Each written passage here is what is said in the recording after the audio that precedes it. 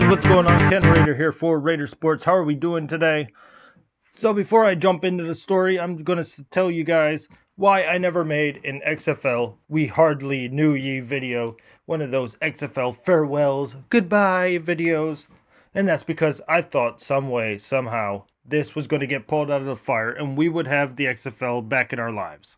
I thought maybe the XFL would come back with a new owner, with some new teams, and we'd have an XFL kind of 3.0 thing, but it seems more likely that we're going to get an XFL 2.5. And I thought the reason to keep this around is because the TV ratings were strong. The attendance was okay. The merchandise sales, the ticket sales, everything you want in a league that is about to thrive was there. And now it turns out that the 2.5 is more the way we're going to go, because it seems like Vince McMahon's creditors believe he is about to buy out the XFL out of the Delaware bankruptcy court, which will allow Vince McMahon to forego the payments of running the league.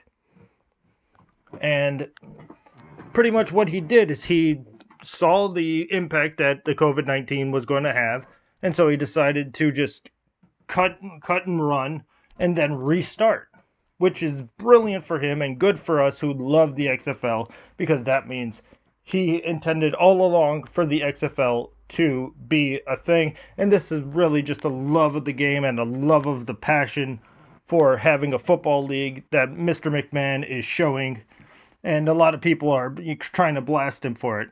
But for me, you know what? Hey, I love football, whether it's in the springtime, in the fall, in the winter. I love having it. And this is also further solidified by the fact that the XFL president called St. Louis and Seattle about lease reinstatement terms, about reinstating the leases on the stadiums.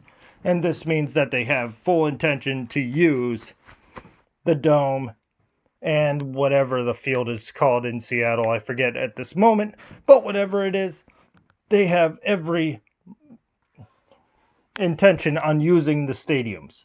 So, Battlehawk fans, Dragon fans, you should be really happy right now, because the XFL is looking at coming back. The store never shut down. There are still people working under the XFL umbrella. So the XFL never died. It was just hibernating, and that's something we also have to look at. And another great thing that they could do is take some of these teams rumors came out a few weeks prior to them shutting down production that they wanted to move 3 teams, and those were probably going to be the Vipers. They were definitely going to move the Vipers to Orlando, now that the AAF isn't a thing. And so Orlando is opened up. And they were talking to San Antonio about moving probably the LA Wildcats there. And then, if they're talking about 3 teams, the bottom third in attendance were the Guardians, Vipers, and Wildcats.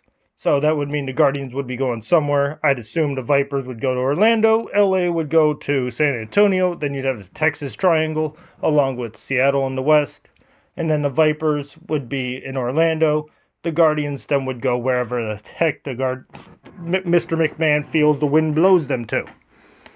But another good thing is that in a face-saving gesture, the XFL is going to refund those who have season tickets.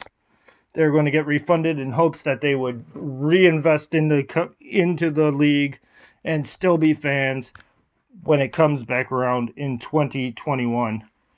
For me, this is just absolutely amazing news, because this means we will have the XFL back. I haven't really made a choice of a team because I was waiting to see, because I knew there were still moving parts and that this league wasn't completely solidified yet. So I'm still not picking a team, if you guys wanted to know my favorite team. But leave what you want to see down below in the comment section. Is the XFL coming back? Is this all just hogwash? I really hope it does come back. I really believe it will. And thank you, Mr. McMahon. This is Ken Raider, and I'm signing out.